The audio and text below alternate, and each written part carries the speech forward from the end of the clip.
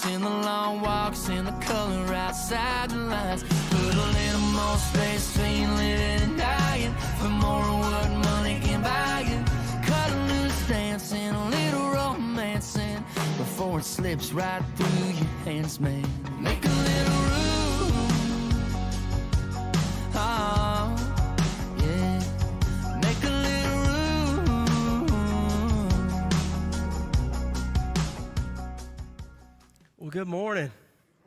Let me just address the obvious before we go one step further in the message this morning. Go Cats.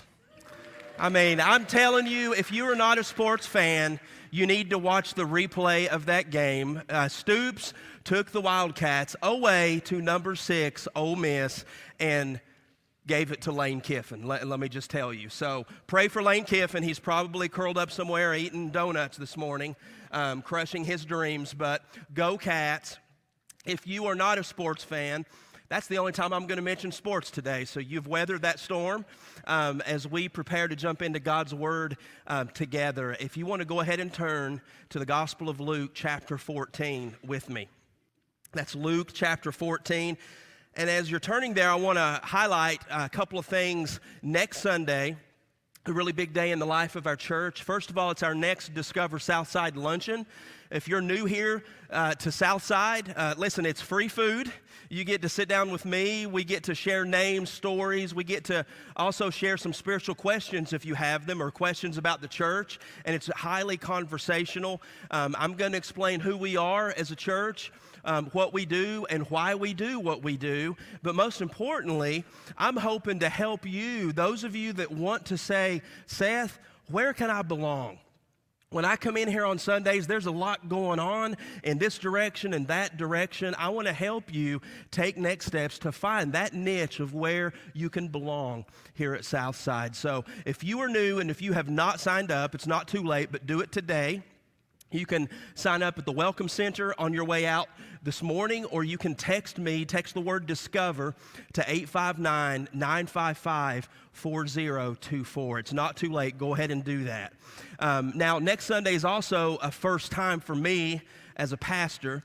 It's going to be a special standalone message. In 27 years of preaching, I have never felt led to address politics, especially a presidential election, from a message.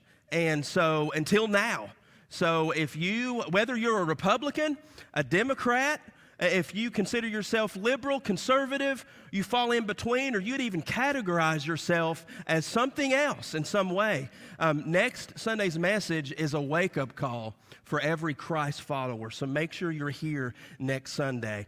But for right now, we're going to camp out in the Gospel of Luke, chapter 14 together, as we're going to be wrapping up our current series of messages, Love Where You Live. We've already talked about this discipleship process of how it starts relationally in our lives. We connect to Jesus first. And week 1, I talked about the importance of remaining connected with Him. Week number 2, we talked about the importance of growing together in biblical community, and we do that in groups here, week in and week out. Last Sunday, I talked about the importance of serving your neighbor and not defining who your neighbor is, really serving everyone you come across, that mentality. If you missed any of those messages, check it out on our YouTube channel or directly on our website. You can catch up that way. But today it's a message that warns you and me from becoming inwardly focused in this discipleship process, the whole connecting, growing, serving. We have a tendency as people to develop this us for and no more mentality. And we don't do it, I don't think, because we have this wicked scheme, up our sleeves or anything. We have a tendency to desire, it feels natural, just to simply do life with people who are like us. Now, one of my friends recently published a book. If you're looking for a good read, I'm a couple of chapters in, and so far it's a really good read. It's called Lunchroom Theology. And what my friend does is he takes us back to high school, and he makes all kinds of parallels with how we live as adults, our tendencies to just do life with people who are like us. And just reading this book kind of gave me flashbacks to high school, you know. And my first 2 years of high school, through my sophomore year, I too sat at the same table day in and day out. And it wasn't because I hated anyone else in that lunchroom, but it's because I felt a connection. If you were, and every generation has different categories for the different groups. That table happened to be, at the time, it was called the preps and the jocks. And I sat at that table, still have friends from that table to this day. But one of the things, midway through my sophomore year, I noticed a pattern with some of them. And I even spoke up, but they kept doing it. They would make fun of people who sat at other tables. Not most of them, but some of them. And I had enough of that. And so what I did starting my junior year, first of all, rededicated my life to the Lord.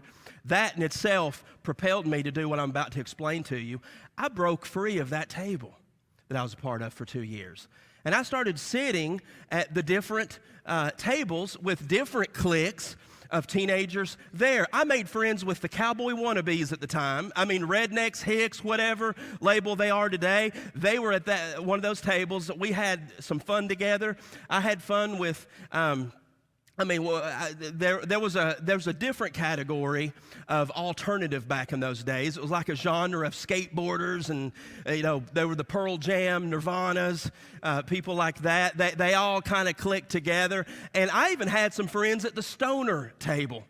And those guys, I'm telling you, I learned from them pretty quickly. Now, I didn't do drugs, but I learned those dudes were like the philosophers of my teenage years. They thought about things that I never thought about, and they kept getting me, they tried to get me to take, and I forget which drug it was. Most of them smoked weed, but the rest of them, there was a handful that did some heavy stuff. And the heavy drugs that they were trying to encourage me to take with them, they said that it makes you hallucinate in alignment with your primary top passions in life. They spoke this terminology, by the way. They were philosophers. And I was like, why would you want me to do that? And they said, dude, you love Jesus, man. We know if you'll take this drug with us, when you feel that buzz, Jesus is going to talk to you, and then Jesus is going to talk to us. We want to know what Jesus wants to say. And I said, you don't need me to be on drugs. I tell you what Jesus wants to say anyway. So I'm not going to take that stuff, but I broke free of that mold, and I made so many different friends. Some of those friends are believers. Some of them are not. But each one of those friends really helped me just in life in general. It's almost like every clique has an expertise. And rather than limiting myself to one specific table, I was able to break free. You know, as adults, even as Christians, we have this tendency, the longer we follow Jesus, we can make this whole connecting, growing, and serving element be all about Southside Christian Church. It could be all about this faith family. It could be all about your small group. It can be all about your ministry team. And what happens is when a world who needs Jesus looks upon a church that becomes inwardly focused, nobody wants to see the backs of people's heads. And what that communicates to them is, you don't belong here.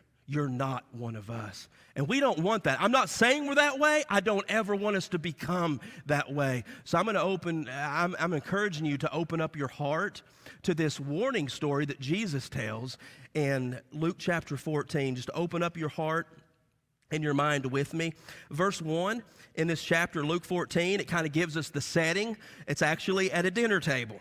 It says, one Sabbath, a.k.a. that's Saturday for the first century Jews, when he being Jesus, went in to eat at the house of one of the leading Pharisees, they were watching him closely.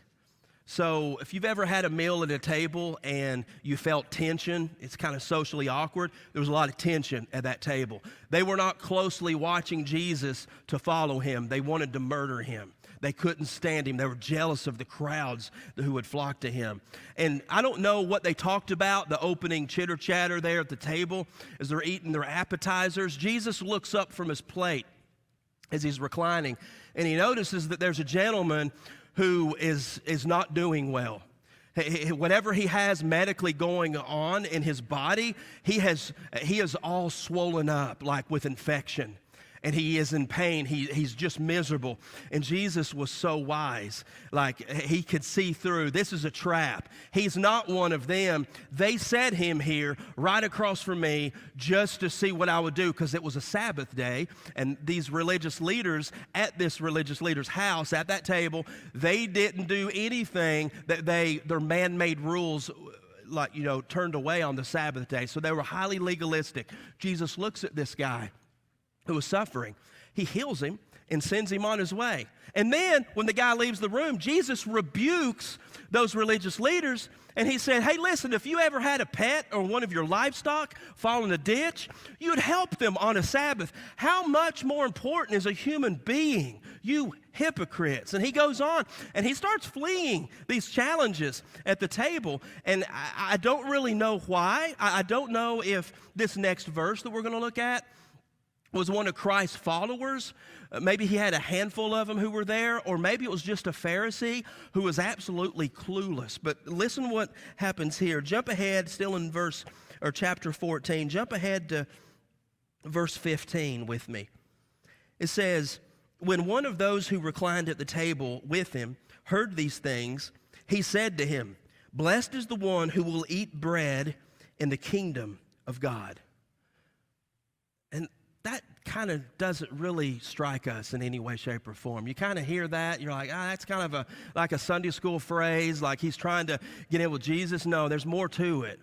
He's alluding to something, and I'm going to get to that something in a moment. But what he was really doing was, Jesus, you're in good company at this table. Let me tell you, you are in blessed company. We are blessed by the Lord. He has enlightened us about the Old Testament scriptures. We know what Jesus has said, or the Lord has said in the past. We know how to teach it. We are in for this great feast one day. The prophet Isaiah talked about specifically what this guy was alluding to at the table. Isaiah chapter 25, I'm just going to read to you verses 6 and then 8 and 9. This is a prophecy. On this mountain, the Lord of armies will prepare for all the peoples a feast. Say feast. A feast of choice meat, a feast with aged wine, prime cuts of choice meat, fine vintage wine. When he has swallowed up death once and for all, the Lord God will wipe away the tears from every face and remove his people's disgrace from the whole earth. For the Lord has spoken. On that day it will be said, look, this is our God. We have waited on him and he has saved us. This is the Lord. We have waited for him. Now let's rejoice and be glad in his salvation. The Jews, they looked forward to heaven. This picture that they were given through the prophet Isaiah was a banquet, a feast with really good food. I see some of you are like thinking lunch right now. You're like, oh, he mentioned food. Here we go. Where am I going to go for lunch today? So they're sitting there at the table, and this guy back in Luke chapter 14 alludes to this. Hey, Jesus, let me tell you something. I'm really looking forward to that choice meat, that delicious food at the table one day. I'm going to heaven, Jesus. I just wanted you to know that. And they were likely pressing Jesus to try to take on the posture of a learner in their presence. They knew Jesus called himself a rabbi, a teacher. So rather than they learn from Jesus, they were kind of putting that boundary. Hey, you've got some things to learn from us, so Jesus, you can be at this great feast one day. And then Jesus being Jesus, I love what he does next in verse 16, back in Luke chapter 14. Then he told him, a man was giving a large banquet and invited many. At the time of the banquet, he sent his servant to tell those who were invited, come, because everything is now ready. This big banquet was being prepared. Jesus does what he normally did. He would address incorrect theology with a story. And he tells this parable. And in the story, as you jump into the story, there's some things that are already spinning and happening. This owner of this huge mansion house has already likely sent out, according to that culture, sent out invitations to all the well-to-do people in the community who would likely go. It was going to be a feast of feasts, this big banquet. And he sent out the invitations, and just like you and I do in today's culture, whether it's like a wedding or a big party, a celebration, you're supposed to RSVP for those personal invitations. So these people had already been invited, and now the day of has come. And they did something we don't do. Sometimes, and it's rare, but sometimes if you're, whether it's your wedding day or whatever it is, sometimes if you wonder, I wonder if so-and-so is going to come. We might text them here and there, but still, that's really rare in our culture because it's kind of the day of, and you're just focused on the preparations and getting through the day and having that celebration. But in that day and time, the servant who sent out the first invitations would have rounded back the day of and would have come in, knocked on the door, and said, "Hey, it's about ready. Go ahead, take a shower, get dressed, come on up to the big house on the hill." And most people didn't have to RSVP because nobody said no back then. Culturally, if you were invited to this great big feast, you don't say no. It was highly offensive. Their realm of hospitality was light years above ours. And so the servant goes around, in verse 18, it says, "But without exception, they all began to make excuses. The first one said, 'I have bought a field, and I must go out and see it. I ask you to excuse me.' Another said, 'I have bought 5 yoke of oxen, and I'm going to try them out. I ask you to excuse me.' And still another said, 'I just got married, and therefore I'm unable to come.'" Like I said earlier, whenever we're reading this, there's nothing really in particular that may jump out at us. We just kind of get lost in a story reading about this ancient parable. But when these original guys heard this story at the table, they would have been ticked off at these deadbeats for saying no. Nobody says no to an invitation like this. And although they used excuses, I would not, in the context of this story, limit everyone's excuse to just these 3 things, but these are 3 examples of the excuses. The first dude basically says, "I've bought a field. I've bought a piece of property." Now, in our current culture, nobody buys a piece of property without looking at it. That's absurd. Like, okay, I don't know anything about that, so please excuse me. I was planning on coming today, but I literally just bought this huge piece of property, and I got to go see if it's worth something. Lame. That was a big exaggeration at the table. Jesus is intentionally exaggerating here. Second guy says, "Hey, I bought 5 yoke of oxen." And that was crazy. I got to go try them out. Can I see a show of hands of any of you who have purchased a vehicle and you never researched it at all? I'm going to preach to you. No, I'm just kidding. 1 or 2 of you. If you don't know the person, if you don't know the person that you're buying the car from, you can be up a creek. I test drove every single one of my vehicles. I just did. So very few people do that. Like, you don't know anything about the car. You don't know anything about the owner. You just get it. So the guy just says, "Hey, this car just fell on my lap, and I got to go test drive it. I've already paid the money. I've got the title. Got to see if I like it." The third one was really lame. This dude seemingly had a one-night stand and didn't see this coming, and suddenly he's married. Now, culturally, he would have brought his spouse to this party. Wouldn't have been a big deal. But for whatever reason, he makes this lame excuse. If you've not noticed by now, this story has nothing to do with the story. This story has everything to do with those men that were at the table, the religious leaders. And secondary, it has everything to do with you and me. God was the owner of this big house, God himself. And God was the one who was throwing this big banquet. Jesus was alluding to Isaiah chapter 25, just like that religious leader had done. So Jesus was ultimately saying, "Hey, listen, these original folks who were invited to this big party, they turned it down." And you know what he was saying? He was saying, that's you guys. You guys know the Holy Scriptures. You guys claim that you know the Lord. And guess what? God has skin on right in front of you. And you don't even notice the one that you say you love with all you've got. And you definitely don't love your neighbors. You just had a neighbor in here who was swollen with infection, who was absolutely miserable, and you wouldn't do anything. He was a pawn for you. And you didn't care about him. You were forsaking the two greatest commandments, and ultimately he was warning them. You're saying no to this invitation for the feast in Isaiah 25 that you just alluded to. Lame. That makes no sense. But it really doesn't make sense what Jesus shares next in this story. Verse 21, Jesus continues and he says, so the servant came back and reported these things to his master. Then in anger, the master of the house told his servants, go out quickly into the streets and alleys of the city and bring in here the poor, maimed, blind, and lame. Master, the servant said, what you ordered has been done, and there's still room. Then the master told the servant, go out into the highways and hedges and make them come in so that my house may be filled. Remember, it's God throwing this party. And so when the Lord's servant comes in and says, those guys that we originally invited, they said no, what did the master do? First of all, he was angry. It was offensive. Like, who would say no to a party like this? This was not, they weren't saying no to legalism. They were not saying no to church hurt. They were not saying no to spiritual abuse, all the things that we can experience in the modern church today.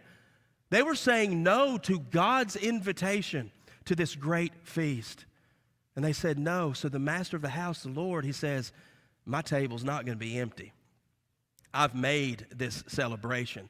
So now, servant, don't you just go home and me and you are not going to eat all this food ourselves. You go out. And notice what he did first. The first group of people that he invited were in the city.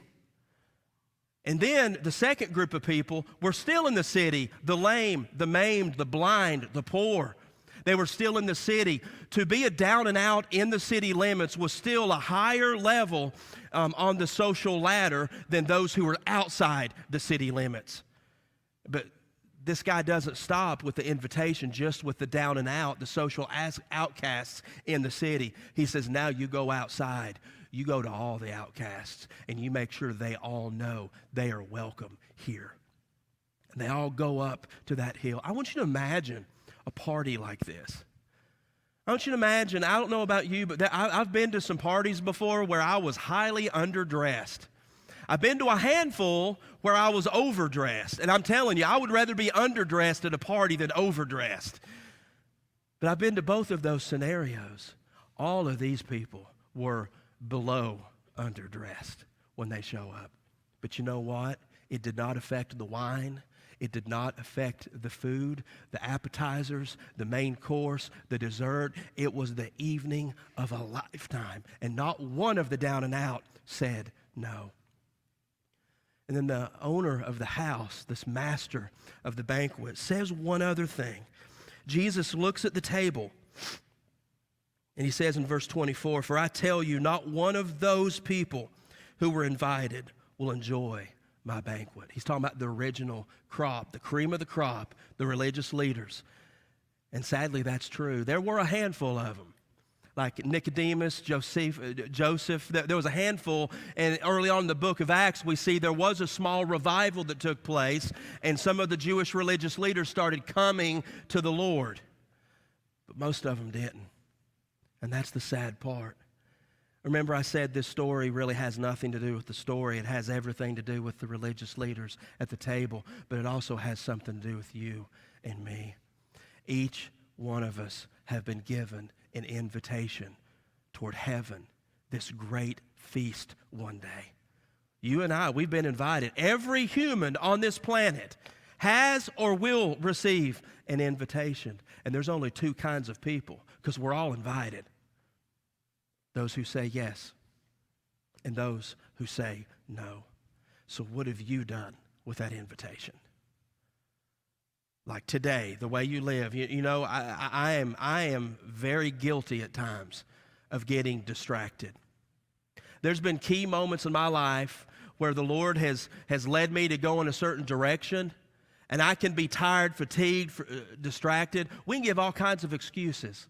We can make career-based excuses. We can make family-based excuses. We can make excuses about our vehicles. Whatever excuse we give in today's times. We can blame our past hurt, our past pain in church life. We can blame this and we can blame that. But all excuses are lame when it comes to the invitation, because none of us should ever say no. So let me talk to those of you. You'd honestly say, Seth, I've said no to it. And I'm in a season of life where I'm convicted. I'm convicted that I'm saying no to it. And I want to highlight some potential lies that the enemy may be telling your mind right now. He may be telling you this thought: I'm not like these other Christians in the room. These are good people. Of course they've been invited, but not me. Seth, you don't know what I've said. You don't know what I've done. Listen very carefully. You are wanted at that table. Stop trying to place your identity in anything other than that invitation. And if you want to say yes to that invitation today, I'm telling you, there's a place for you. There's a place for you. The King of Kings and the Lord of Lords died on the cross, rose on the third day, and that is your ticket. That is your invitation. And all we need to do is say yes. If you want to talk more about that, come see me in the prayer room in a few moments during our closing response song. I would love to talk to you more about that. But for those of you who have already said yes, I've got a challenge for you.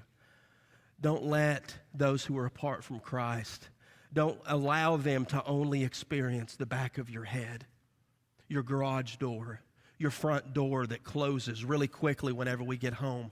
Whenever you come here, and if someone, you see someone at work, you see someone in your neighborhood, you see someone, and if they don't have a place to belong, let them know that they belong. They can belong here. They can come here.